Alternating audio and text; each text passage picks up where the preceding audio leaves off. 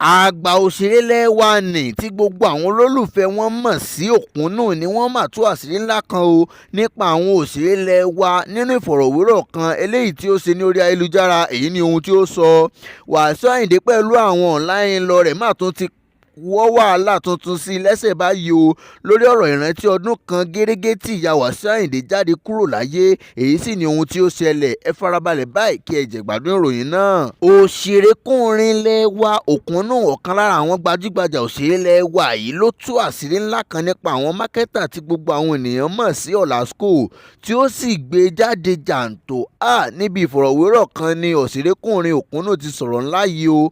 Ó ní ọdún kan mọ̀ wá tí òun ṣe késẹ́ẹ̀tì kan jáde, òun ni òun kọ script fíìmù náà jáde, bẹ́ẹ̀ ni òun lòun dàírẹ́tì ẹ̀ pẹ̀lú, kódà òun lòun play lead role nínú fíìmù náà. Ó ní di òní olónìí tí òun sọ̀rọ̀ báyìí, £1 wọ́n mà fún òun níbẹ̀.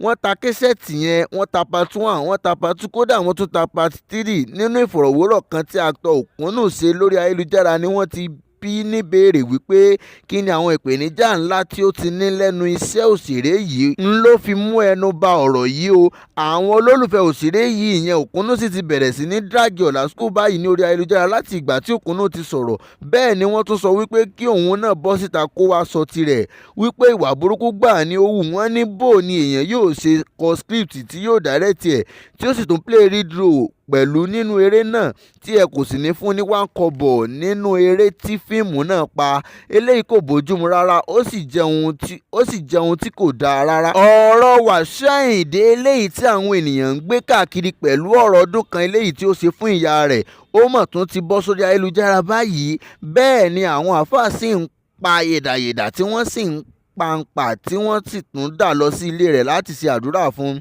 Ṣùgbọ́n eléyìí mà ni àwọn ènìyàn sì tún ń rí tí wọ́n sì tún bẹ̀rẹ̀ sí ní bẹ́ iná ọ̀rọ̀ fún àwọn àáfàá wípé wọn kì í gbọ́ràn o. Kódà wọn tiẹ̀ lójútì bó tilẹ̀ wù kó mọ. Tí a kò bá sì gbàgbé nípa ọ̀rọ̀ ganusi tí àwọn abiyamọ padà ra owó ẹ̀bẹ̀ sí àwọn àáfàá nígbà náà lọ́hùn o. Nígbà tí Wasiu Ayinde wípé àwọn àáfàá wá ganu sí ilé òun, ọ̀pọ̀lọpọ̀ àwọn abiyamọ sì ra owó ẹ̀bẹ̀ sí àwọn àáfàá náà wípé kí wọ́n jọ̀ọ́ kí wọ́n fọwọ́ wọnú o, kí wọ́n sì ro ti ìkúnlẹ̀ abiyamọ, kí wọ́n dáríjì Wasiu Ayinde pẹ̀lú wàhálà náà eléyìí tí Wasiu Ayinde dá sílẹ̀ nígbà náà nígbà òkú ìyá rẹ̀. Ṣé bí ọ̀pọ̀lọpọ̀ àwọn ènìyàn ló sì ń bá bẹ̀bẹ̀ lórí ọ̀rọ̀ náà nígbà náà lọ́hùn wípé kò ka ọ̀rọ̀ náà kún, òun kàn sọ tiẹ̀ sí àwọn àáfàá ni. Ọ̀rọ̀ náà ní agbára débi wípé ó gbajúgbajà lórí ayélujára lóṣù náà lọ́hùn wípé àwọn àáfàá lọ ganu sí ilé rẹ̀ lọ́dún náà lọ́hùn. Ṣé bí ọ̀pọ̀lọpọ̀ àwọn kan ló sì sọ nígbà náà lọ́hùn pé kò dájú wípé ìyá rẹ̀ nínú kòtò gan ló fa àṣìṣe tí ó ṣe, torí ó dájú wípé níṣe ni ọjọ́ kẹta tí ìyá rẹ̀ kú ni Wasiu Ayinde tún ti gba òde kan lọ. Níbi òde kan tí wọ́n pè sí gẹ́gẹ́ bí olórin ni àwọn kan wípé bóyá ó fi ìyá rẹ̀ lẹ̀ gan ni àṣìṣe ọ̀rọ̀ yìí ṣe jáde. Gẹ́gẹ́ bí ẹ ṣe mọ̀ wípé lóṣù yìí gan ni òkú ìyá Wasiu Ayinde pé ọdún kan gẹ́rẹ́gẹ́ tí ìyá Wasiu Ayinde wọ káàlẹ̀ lọ sùn. La sì rí oríṣiríṣi àwọn àáfàá tí wọ́n sì tú yáyá tí wọ́n bá tún gba ilé Wasiu Ayinde lọ láti lọ ṣe àdúrà fún wípé ìyá rẹ̀ pé ọdún kan gẹ́rẹ́gẹ́ tí ó papòdà. Àwọn ènìyàn sì ti wá wípé àwọn àáfàá tún lọ láti lọ kí Wasiu Ayinde fún ti ọdún kan tí ìyá rẹ̀ ń ṣe yìí.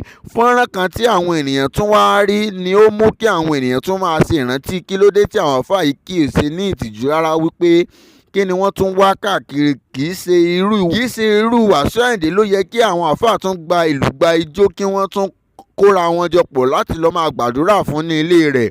Ládùn ọ̀rọ̀ tí ó ti sọ sí wọn nígbà òkú ìyá rẹ̀, wọ́n ní Wasiu Ayinde kò ní ẹ̀tọ́ sí ohun tí àwọn àáfàá jí lọ ṣe fún yìí o, bí ó tilẹ̀ wù kí ó mọ. Tí èyí sì tún bí àwọn ọ̀rọ̀ ńláńlá kan jáde sí àwọn àáfàá tí a kò lè kọ sílẹ̀ rárá.